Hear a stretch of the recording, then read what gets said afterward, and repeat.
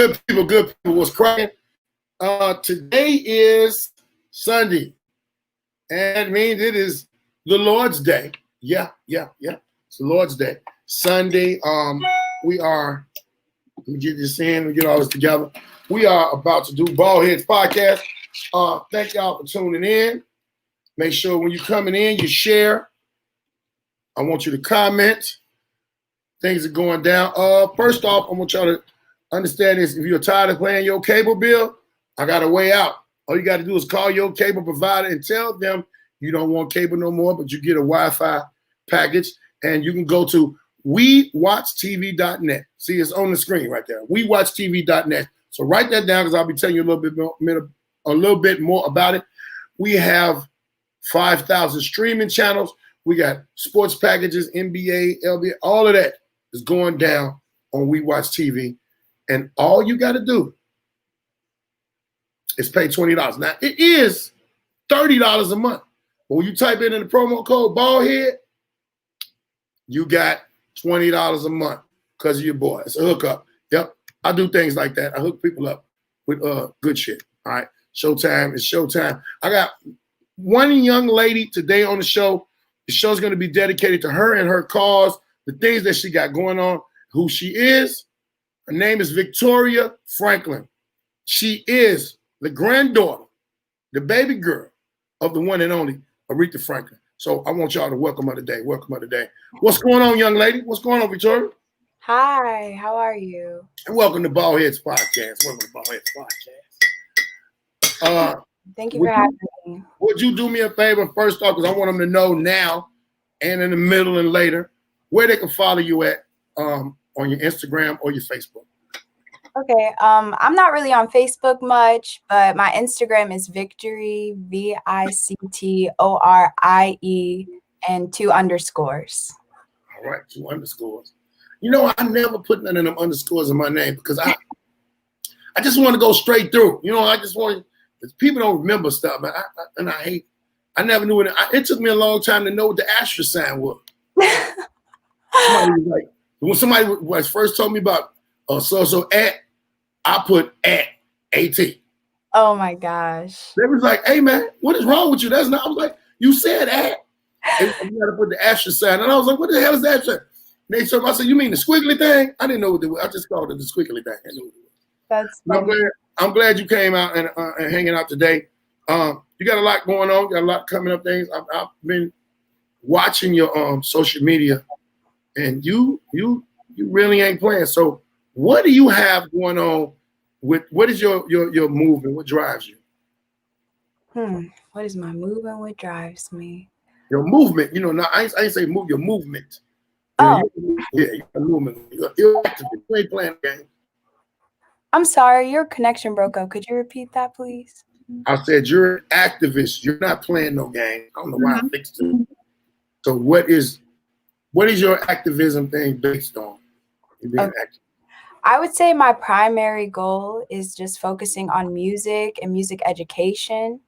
I think that there's 2 parts to the industry right now, and I think that there's one side where people are really creating music for inspiration, for knowledge, for power, and using it as a tool. And I think that there's another side that is more so creating music just for profit, for their own benefit.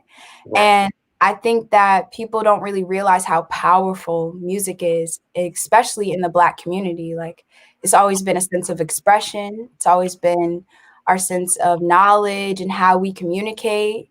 And so I just want to bring that element back where the words do matter in your music. It's not just about the beat. It's about what you're saying and how you're influencing people. Right. The influence that you're talking about with the lyrics to tell a story is amazing. I remember getting up sometime on a Sunday morning with my grandmother or my grandfather, hearing, when I wake up, nothing feeds my makeup. Now, I'm not no singer, but you know what I'm saying? I would hear that and I would be like, for one, that's a beautiful song, but it's Sunday. I got to clean up now. I got to come in. those stories carried you on through you doing whatever you're doing. Like people, I understand, they got a beat, but me, I like a story to take me somewhere, take me away from my situation, take me away from you. And we've kind of lost that. We've kind of lost that. When even rap used to be like that, though. That's what was so crazy. Rap used, oh my God, this thing is fucked on. Rap used to be like that. And you could listen to it. Now, I don't know what they're saying. Some of the beats is cool. But like I told you before we started, you can have a nice beat and all of that. The video could be tight. But when I get in the club, it's a different feeling. And it's like some stuff I'm not going to play in the car. I would never play, and it's not a diss to them, it's just not none of my music. I would never play in my car the Amigos. But if it come on at the club, because y'all get to, speaking the bass and all that. But I don't know what they saying. I don't know what they saying. I don't know. I mean, I agree with you that there definitely is like different types of music for different environments. But I also do feel like, why can't we create songs where it's like, it can bang in the club, but you're still like saying something. You're still telling a story. Like, I don't think all songs have to have like some deep meaning behind it. But it's like you have certain artists where all their songs are just saying the same line over a different beat. It's like, it doesn't seem like there's really any versatility or like any other dimensions that they're showing of themselves. Like, and I feel like it's important to be able to tap into different sides of yourself, to be able to tell different stories. Even if it's just like a fun song, you can still have a purpose, a meaning behind it. But yeah. It's like, I don't think that they're doing that. It's not like the common thing. I think that the generations have changed for accepting certain things. Like they accept all of this that's going on right now. The mumble rap, and I ain't even just down on the mumble rap. R&B is, to me, is shot to shit. I'm like, how? Yeah, how do you make love? Who do you make love to? You go, do they even have music on when they make? I don't understand. What happened to the slow dance? What happened to the slow dance? The slow dance was the part of you getting close with her for the first time, whispering in her ear, and just having that memory of that moment. Now it's shooter, kill everybody at the party, and let's go, and Draco and Bills. They do that in it. I don't understand. I feel like, honestly, I don't think that this is just our generation, though. Something that I've even just noticed in school and just like studying music history, I think that there's always been a side of music that kind of perpetuates stereotypes that are not beneficial for our community. And I think like in hip hop, for instance, like I think it was started for political reasons. And I think that it was something that we used to bring power to our voices. But I think along the way, around the 1980s, it turned into a totally different thing. I think it's very whitewashed now, I would say. And I think our generation is just experiencing a lot of whitewash in our culture. And we just don't understand that that's what's happening yet. Like we have to go back. We have to study like, where does this idea come from? And like choose a different narrative, I think. When we go into history, you go to the beat and the feeling of the music. For us, came from African tribes and stuff like that. They made music out of things. They made instruments of great ways that we never could understand. And they had a stories. Sometimes it was a story. I want to get back to that. I want to listen to somebody that has some type of depth and to take you somewhere. But I want to ask you this question. Mm-hmm. So who is Victory Franklin? What do you want the world to know about you and who you are? Victory Franklin. Well, I think I'm at an age right now where I'm kind of learning who I am, who I want to be, who I want to grow to be. And I think that that's really fun and cool that I get to choose who I want to be. But also, with that being said, there is a foundation of who I am. And I think that foundation consists of being a child of God, being a musician, an activist, being passionate, a leader that's strong in what they believe in, and someone who fights for what's right and the truth. How old are you, if you don't mind me asking? I'm 21. You got a lot. You got a lot of head on your shoulders to be that age, and that's a weight. And it's like I think you see that weight first. You know what I'm saying? To have those type of things going on, because there's always somebody that comes to us, and I mean us, our people, with that state of mind. It's not a lot. That one person that comes and stands strong, like, hey, I got a purpose and a cause around here. I know what y'all got going on, what y'all got going, but I got a purpose and a cause, and I need y'all to pay attention. You know what I'm saying? I need y'all to pay attention and figure it out. And I think that's a great thing for somebody at your age, that you pulling your own history together right now. With your presence, you're pulling everything together. And how is it to be Aretha? I mean, how is it to be the granddaughter of one of the greatest singers of our time ever? Well, it's crazy because, like, when I was growing up, like, it's like, okay, I knew my grandma was an important person, and I would go to her concerts, and I would just, like, see, like, oh my gosh, she's so amazing, like, and I would see how people would respond to her. But it didn't really hit me, like, my grandma is really, like, the one. Like, it didn't hit me until, like, at her funeral, when I saw all those people lined up for miles and miles and miles. Like, she shut down the city. Like, and I think seeing that made me realize, like, she really blessed this world in a way. But growing up, I just saw that as my grandma, you know? That's grandma.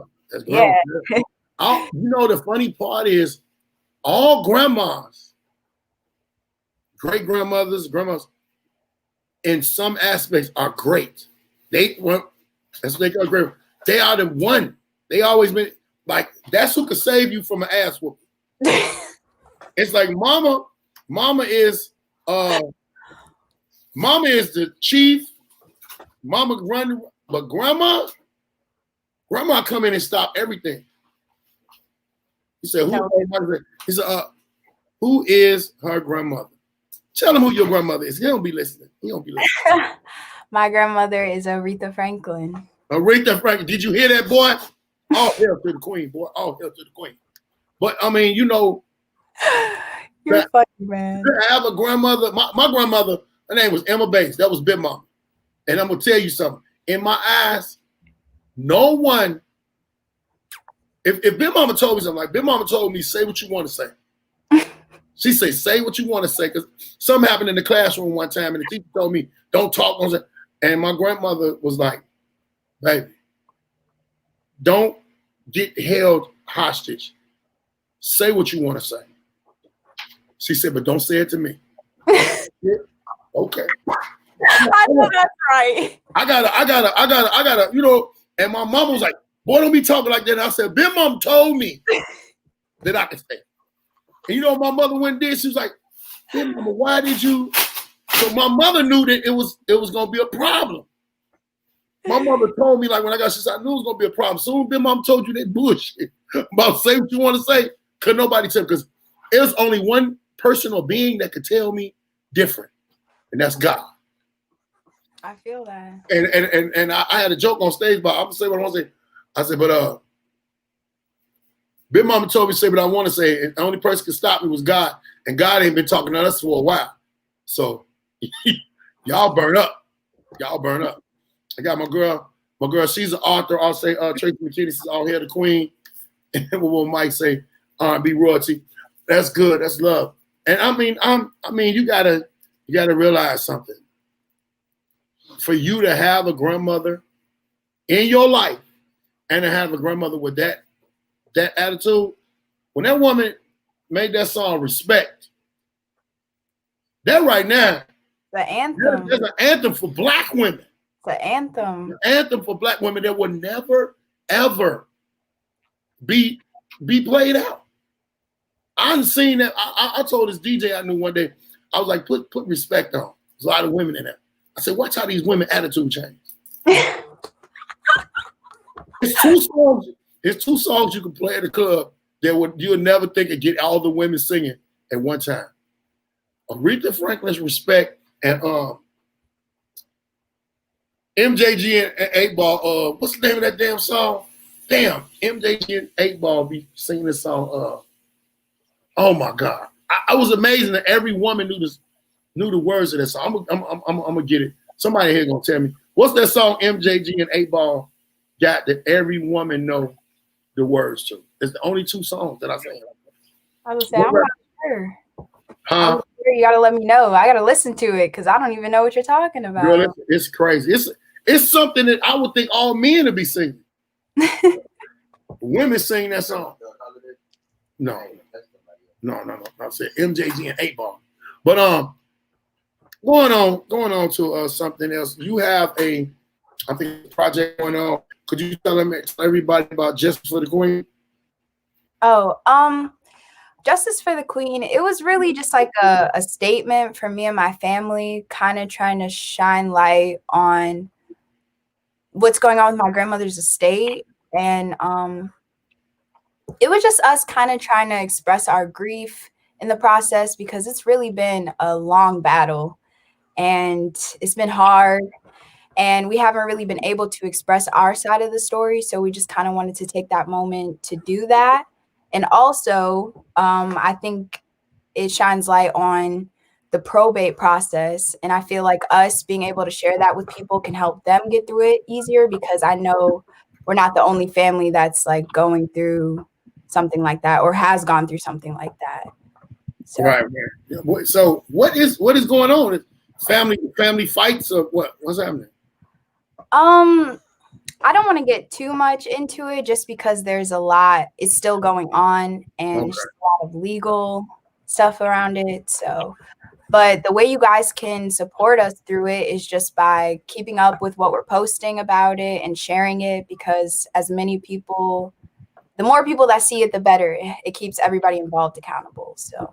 Okay, so y'all make sure y'all follow her on social media and y'all keep reposting and letting everybody see what's going on, bringing awareness to this problem. I know one thing from being from a family, and when my great grandmother passed, it was so many things that went on wrong. Everybody wanted this and wanted that, you know. Mm-hmm. Everybody wanted to. We went out to go get some clothes for the funeral. Came back, it was a whole bedroom set gone, you know, stuff like that. I'm like, what the hell did y'all do? Crazy. Yeah. People get greedy and grimy. And our main stance is we just want to honor what my grandma wanted. Whatever's written in her will, that's what we want. Like, right. That's her last wishes. And I feel like she worked so hard and she just at least deserves that. Right. You know, it's a lot of stuff that come with wearing a crown, even when you're gone. People are, they say people are treacherous, but one thing for sure, family can be more treacherous. And it make you look at a situation, not just talking about your situation, but everybody has had this. Somebody passes. You looking at you can look at your uncle, your brother. I didn't know you was like this. So it took this to bring out your greed and bring out your, you know, and when a situation when my great grandmother died, and my mother, they was trying to take that. I told my mom, I said, man, you can't let them get all of that. My mother said, all I want, she said, what I want, I can't get. She said, I just want my grandmother. And that's how it feels. And you know, you got to keep pushing for what's right. And I'm glad you got that backbone in you. At a young age. So you're going about 10 years from now, you're gonna be dangerous. You're gonna be gathering people up and doing what you know. Let me see what my man say.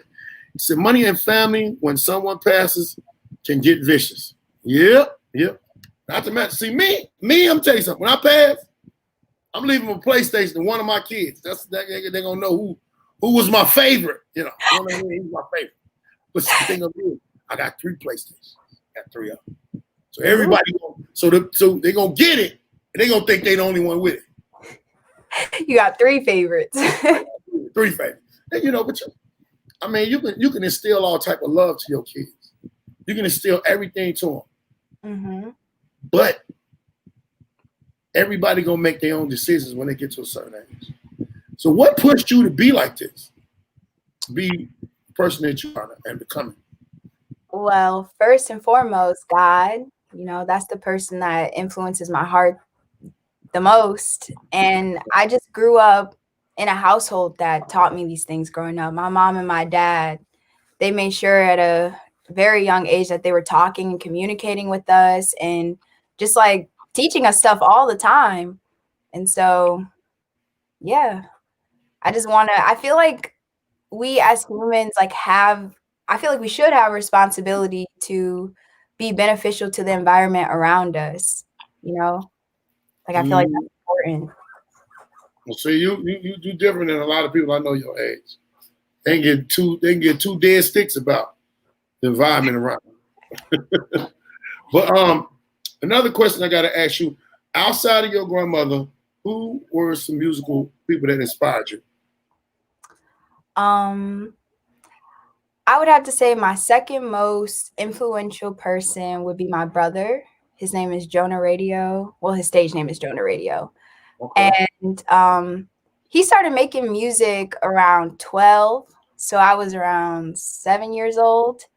And I would just hear him making music all over the house. And I think being able to see his process and see the way that he's grown and developed his sound, it definitely influenced me and helped me progress like a lot faster. And so I would say that's like the second most influential person. And other than that, I like Lauryn Hill, I like SZA, Stevie Wonder, Frank Ocean, Erykah Badu. I really like her from somebody that's more new. I like Chloe and Haley. They're doing pretty good too. Chloe and Haley, who was that? They're really new. Like they're around my age, I would say, but they're under Beyonce's label. Okay. She's developing them. Yeah. I've been so stuck on listening to the old school music because I tell you, a lot of this music is just depressing to me. Like what's that boy named Jacquees? Jacquees had a song. He has some good melodies. Right. But it was the other girl, the other chick song. I think it was Element. Yeah. And he tore that song down. That song was off the chain. And I liked it. And then I looked up and they was like, it ain't on the internet no more. I was like, what do you think? But they was like, he was getting more traction off her song. No, really. And I'm like, damn, wow. But then when he came out and he said that he was the greatest R&B singer, I got mad. I said, wait a minute. So what? And I know he got a whole bunch of court shit going on. What about R. Kelly? Excuse me, sir. What about R. Kelly? We don't support him, man. I don't support what he did. I support his music. Well, I just support it. It's already you can't separate the art and the artist. You just can't. So let me tell you something. You think ain't nobody that we listen to done some stuff that was unethical or wrong? And I definitely believe that there are people that make mistakes. Everyone makes mistakes, but it's how you move from your mistakes. And even still to this day, he still does not see what he did as wrong. And if you don't see it as wrong, how do you progress from a mistake? You don't. I believe that he is a complete idiot. Yes, I do. I believe he's a freaking moron. I believe everything he did, he should pay for. However, I think those parents that were involved need to be punished also. But his whole body of work, as far as music, if you take that person away from him, so you ain't looking at it, you're not looking at it like I'm looking at it. If you take him away from that, the hell with him. I'll never go buy the R. Kelly album. You ain't got to buy it. It's on the internet. But playing his music, for one, it ain't even getting him paid no more. the way it should have been getting paid, because they say he couldn't read the contract. So he screwed on that situation. He screwed himself, and he done a whole bunch of other stuff that we ain't gonna never get over. But when you talk about somebody like Jacquees just busting out saying he's the greatest R&B singer, I put R. Kelly up there. I'm from Chicago. So I put him up there with that. But it's a million other R&B singers. You got John Legend. You got hell, I can go on and on. But Jacquees gonna just say he's the greatest R&B singer. I wanted to, if I knew anybody that had a direct number on it, I would have called them and said, you are out of your mind. Okay. You ain't made 2 albums yet. So get your shit together. Yeah, I definitely think it was a far-fetched comment. Yeah, but you gotta boost yourself up. But the way social media is, you gotta be careful. They're gonna tell you a whole new line. They're gonna tell you my beautiful and very helpful publicist Sabrina Childress Miller said, what about his collaborations? Some of R. Kelly's collaborations. Like he did some stuff with Selena Dion. He did a lot of collaborations, and he wrote a lot of music. R. Kelly wrote for a lot of people. And they were hits, what he wrote. Like somebody one day we were sitting around, me and my buddies were sitting around talking about they got all the verses out now. I said, can't nobody verse R. Kelly. They said the only 2 people that probably could verse him is dead. And then when they said Michael Jackson, I was like, he wrote for Michael Jackson. Now I said Prince, I could see. And see, I'm gonna get you to understand what I'm trying to get you to understand. I'm talking about music, the music of it, the lyrics, the stories that we were talking about at the top of that. I get the music, but it's also the lifestyle is influencing the music. Therefore, even if you're thinking about, he wrote for Aaliyah, Age Ain't Nothing But a Number, even though there's good songs that could consist on the album, the story behind it is jacked up. And by playing the music, by continuing to listen to it, it's supporting his career and him in an entirety. And I'm not saying that, he deserves like the worst of the worst. But I just feel like at least you can acknowledge your wrongs and choose to be a better person, but he can't even get that far. So it's just like, I feel like the conversation of him, his music and all that just needs to be swept away, because I don't think that he deserves a platform if you can't even acknowledge the brokenness that you put on so many women, Yeah, well, it was young women, and then we found out from the other thing, it wasn't just young women, because in my mind, I was like, well, he got a lot of young girls in the situation, but it was older women, and for those older women to be, I don't know, influenced like that, I can't put that all on him. How? That's beyond him. That's a system in place. No, that's a lot. And I feel like a woman should never be blamed for something that she was victim to. No, I wasn't saying blaming the victim. I mean, in a way you are. Put this in understand it. Aaliyah's parents knew how old she was. They trusted him so too much. I mean, but that's on a parent, not even saying, because I really don't know. I don't know what their situation, but I'm saying that's on a parent, that's on him, but that's never on her.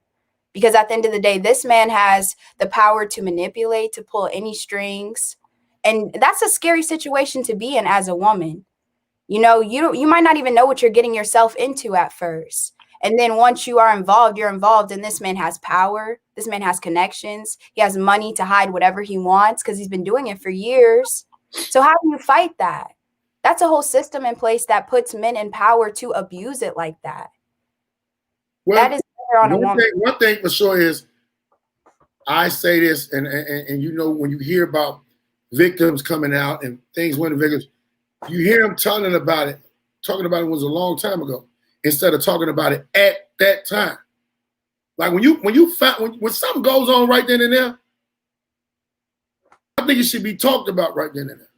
Have you ever been scared, or but in the aspect of when you heard them talking about the show that came on where they was talking about surviving R. Kelly, when you heard them talking about it, you didn't hear none of them say they was held hostage. Now, you talking to me, I'm talking to you as a big brother.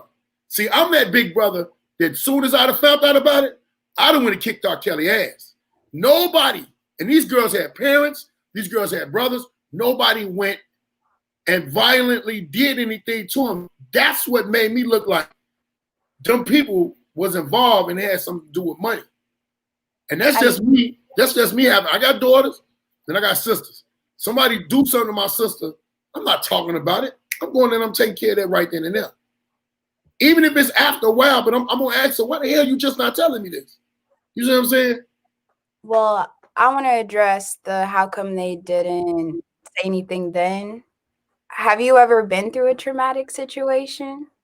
Yeah, I got the shit shot out of me before, but everybody heard that time. I got shot up. Yeah, that's one of the most traumatic things that happened to me. I haven't had anything sexually happen to me, so no. I mean, trauma is trauma, and I feel like everybody processes trauma very differently. Sometimes, like for me, for instance, I might go through a traumatic situation and not even realize how traumatic it is until months later. And I feel like it's unfair to tell someone that they should have spoke up sooner about something that they were experiencing that caused them pain. I feel like people should have the time they want to process their grief and decide on how they want to move from that point forward. And it's like, why should they be blamed because they spoke up 5 years later? Like, at least no. Don't get the wrong misconception.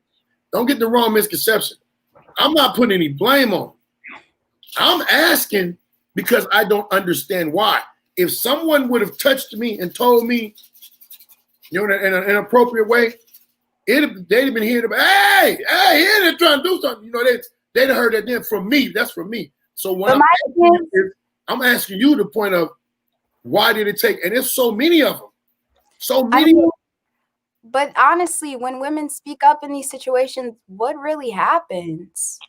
Because look at it, look at the response. Like you're saying, like, how come it took you so long to say something? Or people would say, or maybe they're lying, or maybe that's not the truth. Like when women speak up about things that happen to them, nobody listens, especially Black women. Nobody wants to listen to their pain. Nobody wants to hear them out. There's always an excuse, a reason that it happened. And it's like, we know that. So when things happen to us, it's hard for us to come forward because we feel like, does it even really matter anyways? Is anybody really going to care or try to help me? And like, in regards of even just like the Jeffrey Epstein, like you saw in that process, there was women that were speaking out and the police were helping hide it. It's like we have systems in place that help this kind of behavior. So it's hard to fight against that because you don't even know if you're really going to win.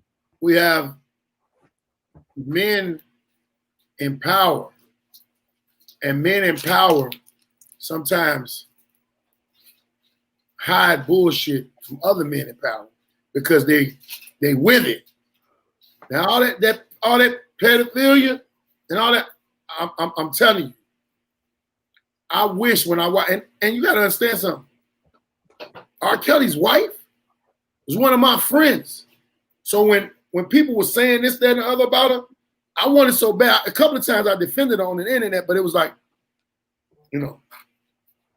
what am I going to actually say to make these people that are like, man, she lying, she knew this, she knew that. My thing was, like I said, I was asking you because of the point of I don't understand why somebody wouldn't tell somebody. I'm not victimizing them. I believe them. I believe each and every last one of them. Only thing that I was not with was me being a man and being around women that I know are money hungry. I've heard and literally known people that have got caught up in uncompromising situations, got charged with something, and later on, the woman was like, well, I lied. I was mad, I was angry, I lied. that man life was taken. Let me tell you something. When you go to jail, and you go to jail for a case like that, now you finna be a victim. You finna be a boyfriend. You finna be something. And just think about the situation. And I ain't talking about R. Kelly. I'm not talking about the whole aspect of somebody lies. The women that they know and they find a lie do not get any type of charges against them. I mean, we want to talk about women that are lying, but we still can't even get justice for women that aren't. And there's I want those women to have justice. I really want those type of women in those situations. I want all women. Okay, I'll put you like every woman that's had a situation, whether she comes forth tomorrow or whether she comes forth 10 years. I want that person that she's saying, I want it to be investigated to the fullest extent. I don't want it to be thrown to the side. I don't want nobody to be like, oh, well, that was such a long time ago. No, investigate that. I want them to be on top of it. And when they find out this dude is wrong or done with it, be on top of his ass. But at the same time, you really got to look at a situation real hard. You a woman and you looking at it just from one point of view, I feel. Me? Yeah, I think you might be looking at it from one point of view. I'm looking at it from a bunch of different ways. And I'm gonna tell you something. Being a comedian and entertainer, I'm very careful about a lot of stuff. Way before the cancel culture and all of that, I'm from the hood. I done had I had a drug case and another little violent case. I can't take one of them cases because I've been in jail and seen what happened to them type of people. And I'm like, well, you did what you did, and this is the life you're gonna have to live in here. You know? And it's crazy, and I think that they deserve that. I think that they deserve that.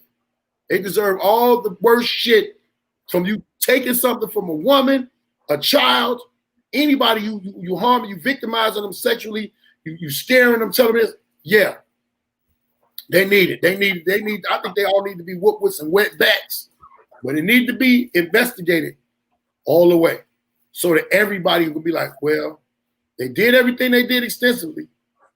See, one part about R. Kelly is he was found not guilty on one thing. That don't mean he wasn't guilty. That does not mean he wasn't guilty. I know a lot of dudes that done did some shit and went to court and got away with it. And I'll be sitting back and if I know I'm like, man, I know you did that, but they say you ain't do it. But I don't know nobody with no case like that. That R. Kelly case is just mind-blowing. Even if it went on this long. Yeah, I mean, I just kind of want to address one thing because I feel like in these situations, I feel like we really are focused on the wrong person, like, honestly. And I feel like you're saying, like, I'm not looking at it from multiple perspectives, but I feel like the problem really is what we are teaching young men, the systems and what they're teaching young men on how to treat women.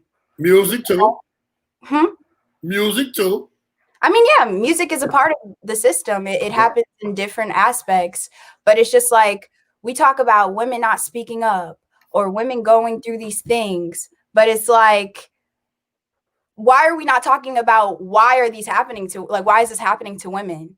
Why are women even getting raped? Why are men even so, controlling? It's a control thing. Men are so controlling, and that's the problem. Not all men. All men ain't controlling it.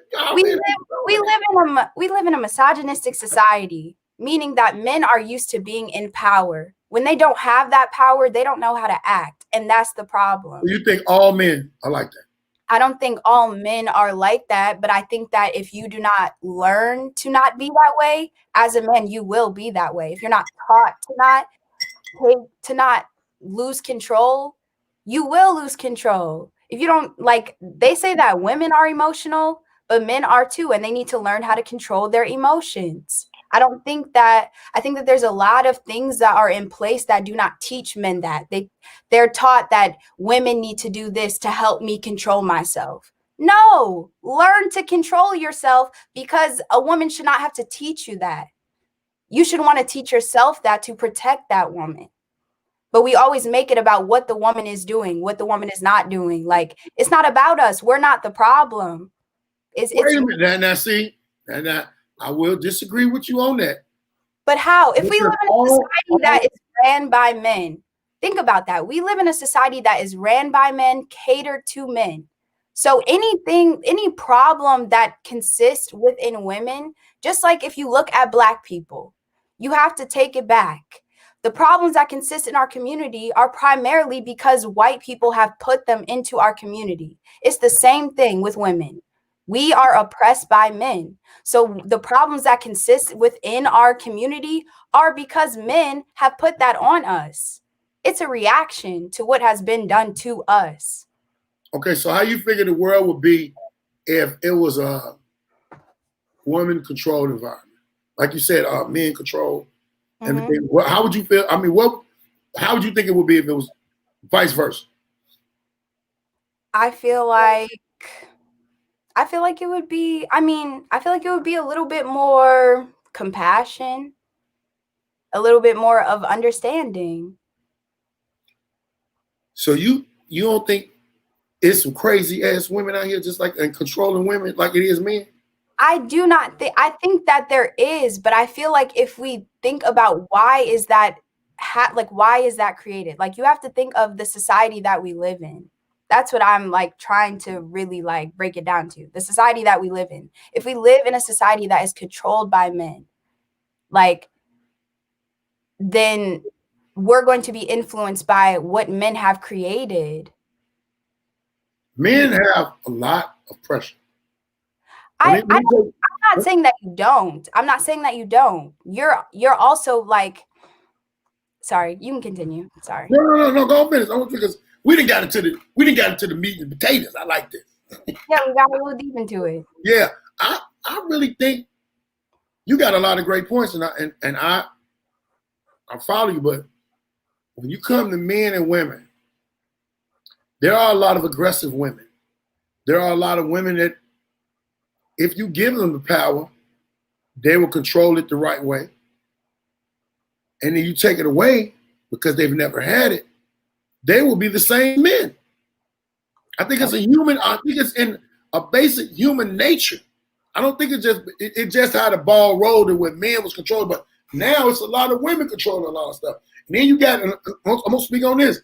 You want a lot of women wanted men to be, or their sons to be more sensitive and more understanding, and that happened.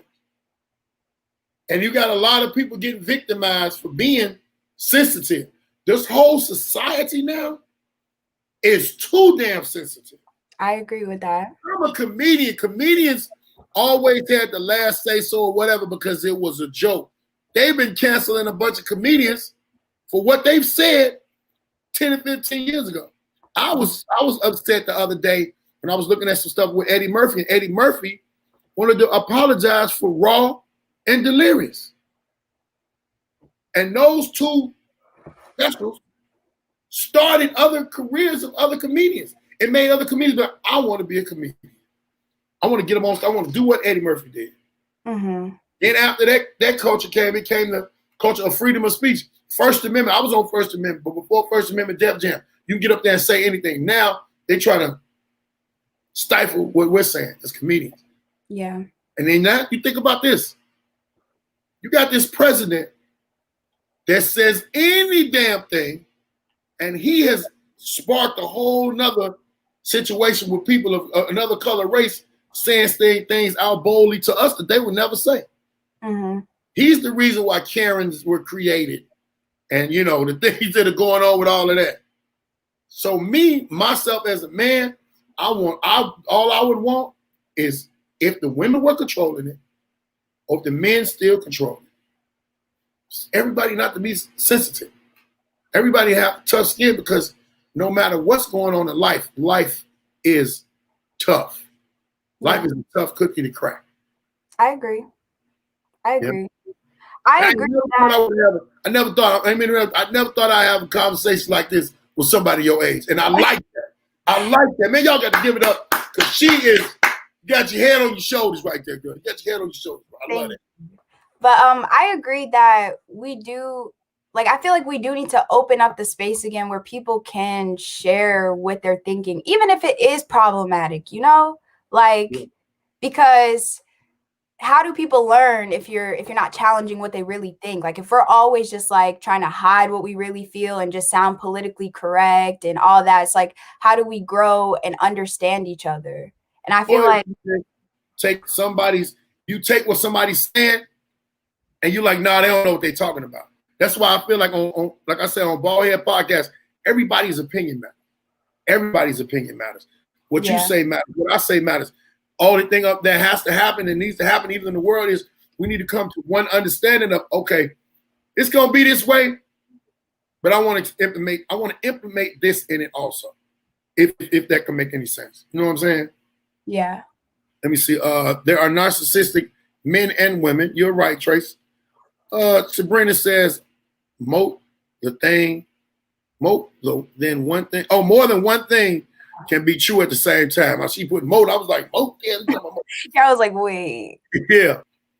Women have to think about for both sexes. Men think just for men and women secondary. You're right. A lot of us men will, and that's because we were taught that way. As you said, we were taught that way to be like, man, she don't know what the hell she's talking about. Yeah. But sometimes if you open up and you listen to your woman, or you listen, because first off, you listen to your mom. You got to a certain age, you start doing shit on your own, but you listen to your mom. You listen to your woman, sometimes, if you just listen to what she's saying and be like, okay, we're going to try it that way. Then when you try it that way and it works, cool. But if you try it that way and it don't work, then you can be like, we tried it your way. Instead of saying, I knew you ain't know what the hell you was talking about. Yeah. I just let your ass in. Because you're going to she'll come up with some good stuff. Because when it comes to, like Sabrina is my publicist. She's my publicist. She's my torturer, and also the person that I will listen to when I don't want to listen to her ass. Because I'll be like, man, come on. Because Sabrina will like write something out and be like, yeah, you got to put this out there. I'll be like, ain't nobody finna read all that shit, Sabrina. Don't nobody read that much. I swear, and I know it from passing out flyers. You'd have been involved in shows. Have you ever gave a person a flyer or something of yours and they say, what is this? Motherfucker, read it. Read it. No, yeah, people really be doing that. I hate that. I remember one time I walked up to a guy, had a comedy show. I said, hey, bro, I got a comedy show. Won't you check it out? Giving him the flyer. You know what that man told me? Man, I don't be doing all that laughing shit. I said, all right, Satan, go ahead on. Have a good day, demon dweller. You don't laugh. But I think really he didn't want to read it, you know? And I'm like, oh my God. People are hard to get on board with some things. Conversation was already popular for real. So it's just hard to like get on, like really. Yeah, how am I gonna get on if you ain't even giving me the chance to get on? Let me see what this person said. Can we hear more of Victoria's music? Why focus on social ills that cannot be resolved by this conversation and take away from her opportunity to share her visions? Hey, Eternal Greens, we talking about everything. Victory can speak on that, but we got caught up in a good conversation. Don't be hating on the conversation. Thank you for your opinion, but I have never had a meaningful conversation with a person that was 21 years old. So I'm letting y'all know basically what her range of mind go. You learned from that? Okay. So I don't let them bully me. I ain't letting them punk me out. I ain't playing with them. But I love talking to you about this stuff like that. But let me ask you also, where can you got some music that they can download or what? Right now I'm in the process of getting an EP out to you guys. The music is already done. It's just like the marketing part of everything that takes a little bit longer, because I really just want to make sure like my first project, I guess, that I put out is like reflective of my standard. So I just want to make sure y'all get a lot of good stuff all at once. Somebody I knew it was gonna be her. Can we hear sing one of her new songs? Yeah. Do you want me to like? I was If gonna whatever you could put together right now, that would be good. And it'd be the first time anybody ever sung on Baldhead'S Podcast. Well, I know in the question that you asked, you said like a little verse, so I can sing you a little snippet if that's cool. You want to sing it or you want to sing it right now? Well, I'm saying sing a little snippet a cappella real quick. Yeah. That'd be great. Let me put the focus on you. Hold on. Put it you up here. Bam. There you go. Hey y'all. But yeah, so just a little background knowledge. Basically, I have an EP coming out, and it's like a remix of songs that I like. And one of the songs that I did was Daydreaming by my grandma. And so I remixed it, and that's probably like one of my favorite ones on the project to sing. So, a little snippet. Hey, baby, let's get away. Let's go somewhere far. Baby, can we? Where? I don't care. Hey, baby, let's get away. Let's go somewhere far. Baby, can we? Where? I don't care. Daydreaming and I'm thinking of you. Daydreaming and I'm thinking of you. Daydreaming and I'm thinking of you. My mind is floating away. Yeah, that's what I'm talking about. Yeah, you got some people in the studio. Really, it's the living room, it's not the studio. But they clap. And oh man, that's good. Good. Thank you so much for sharing that with us. So y'all know she got the pipes, y'all know she got the calls. And I'm gonna ask you another question. I got notes here. You know, I have to have notes because I be stable. Are there any other organizations that you are currently alleged to? Alleged? What other organizations are you tied to? Oh, well, currently at Howard, I'm a president of an org called Howard ENT, and it's an entertainment org.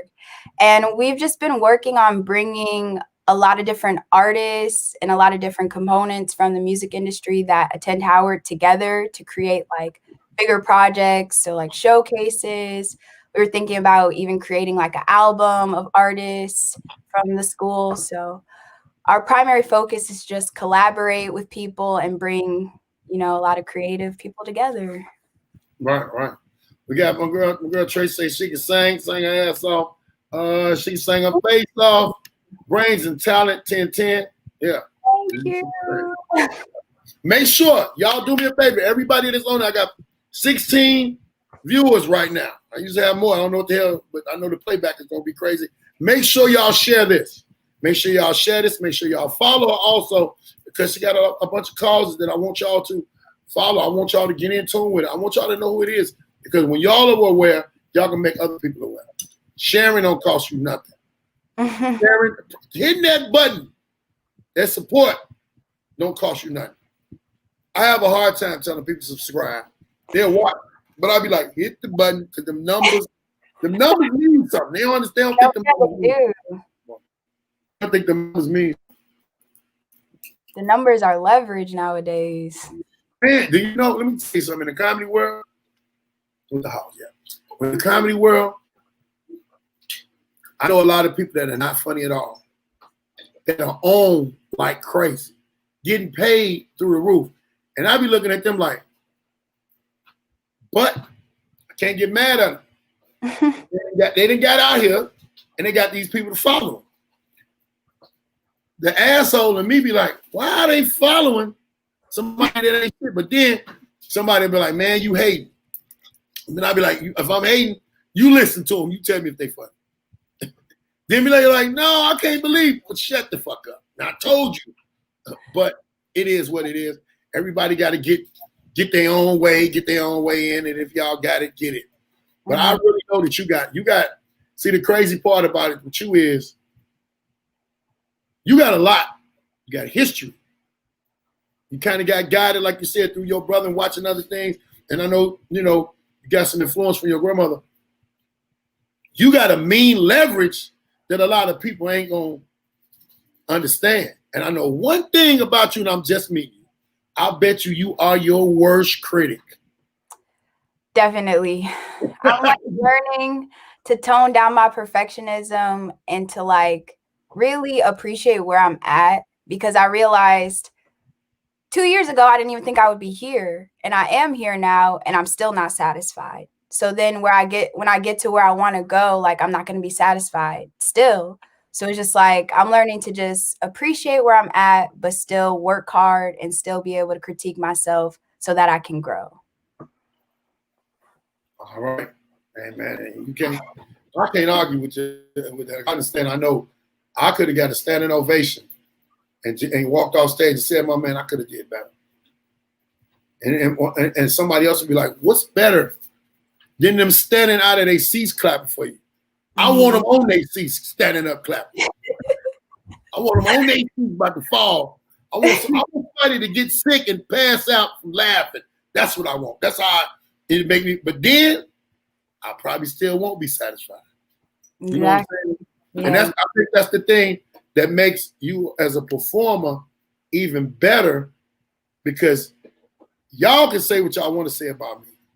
But when I look myself in the mirror, that's the motherfucker that I really got to answer to. Mm-hmm. Yeah, I ain't wishing you nothing but luck. But where you want to perform, where you want to perform first when the world reopens? That is crazy. The world is closed. Yeah, that is crazy. When will it even open? Honestly, I'm open to anywhere. I like performing and I like getting better at it. So anywhere that's trying to have me. Okay. At least I guess I went to a comedy show last night. It was whack. So true. Yeah. I mean, you got to pick. You got to check people out. Everybody ain't gonna be funny at first. Everybody not gonna be funny at first. I've seen a lot of people on the singing scene that really wasn't nothing. But then later on, by trial and error, they learned what to do. Somebody put them to the side, taught them how to carry their voice this way and that way. So did you ever have any voice coaches? Singing coaches? My grandma was my first vocal coach, even though I didn't really feel it. Like I didn't look at it as that way. I just felt like, oh, I'm going over grandma's house to sing. But she definitely taught me like a lot of things about performing and how to be a good performer, how to use your voice, how to make songs your own, how to be your own artist, And now I have a vocal coach at Howard. So yeah. That's good. You go to Howard? Yeah. Okay. Cool. That's great. But being I don't know. It's like you got a lot of pressure. I want you to pray a lot. I want you to pray for strength. Strength, because it's you got a journey, but it seems like to me you got your journey intact. You know what you want. Even from when you said you want your stuff to come out and be the right way. I know you probably be sitting up at night looking at the wall like, and wake up. You have woke up, you have went to the bathroom and come up with an idea. God damn it. Yes, all the time. My mind just be working all the time. Like I be answering questions in my head, thinking about different theories, just any way I can grow in my thinking. Man, that's a beautiful thing to know that you have that type of strength, that type of power. I can't wait because I'm gonna be like, she was on Baldhead Show. She told me, hold up, wait a minute, dude. That what you're saying ain't right. We're gonna have to discuss this. And she had a beautiful singing voice, man. I thank you for coming through today, man. I sure appreciate you gained a fan, and I know you can gain some more fans. Make sure y'all follow her. Let them know where they can follow you at and your calls and everything. You can follow me on Instagram at Victorie, VICTORIE 2_. 2_. Yeah. What is the about Justice for the Queen? Where can they follow that at? Is it a place they can go to follow that? You can if you follow my social media, I'll keep updating on there. We don't really have it was more so just like a public statement, but like keeping up with we'll keep you guys up to date on the trial and things like that are coming up. Okay. And then when y'all I would suggest this when y'all are putting some music on. Now, some people be listening to music or you're listening to something in the car, hashtag Justice for the Queen. Hashtag Justice for the Queen so it can get noticed and get out there. And then somebody going to hit it one day and going to be like, what's Justice for the Queen? And they're going to see all of that and they're going to get to you. Mm-hmm. But, man, thank you today for coming through. You are, hey, it's a lot I could say, but you done showed it. You done showed it. And I want you to keep pushing and doing what you're doing. You got my support. Anything you need from Baldhead Podcast, please let me know. Thank you so much. Thank you. Thank you for having me. All right. So that was Victory doing her thing. Let me tell y'all something, man. That young girl got a lot going on. She got a great mind. And y'all know, y'all heard her singing. Y'all please go support her. Go follow her. Man, go follow her right now. She is amazing. My publicist says she's amazing. Yeah, and I knew she was off the chain because Sabrina don't never bring nobody that's garbage to the Baldhead Comedy Show. Yes, I went to a but make sure y'all follow her and make sure y'all support her cause. And y'all hit me if y'all are not following me or subscribe. Go to YouTube right now. Hit that subscription button. Hit the bell. Baldhead'S Podcast. Please follow me and let me know what y'all think. The show has been going on. This is the 5th season, however the case may be. But I want y'all to really know this is the 5th year. It's the 5th year of Baldhead'S Podcast. And gotten more serious about it, gotten more in tune. So I got a publicist now, and she's pushing me to push this because this is something that I want to be great. But I can't make it great without y'all. So subscribe, share, comment. I got a lot of love for y'all. And before I go up out of here, I'll let y'all know that, like I said, WeWatchTV.net. If you got cable, tired of paying that cable bill, go to WeWatchTV.net. Type in Baldhead. Type in Baldhead. When you type in Baldhead, you get WeWatchTV.net for $20 a month. And with that $20 a month, you're paying for 5,000 streaming, or 5,000 streaming movies, sitcoms, shows, all of that. You're paying for that, and you also get all the sports packages. Hey, I got a lot of love coming out here for y'all. Always love with me. I ask y'all in closing, y'all pray for me. I'll pray for y'all.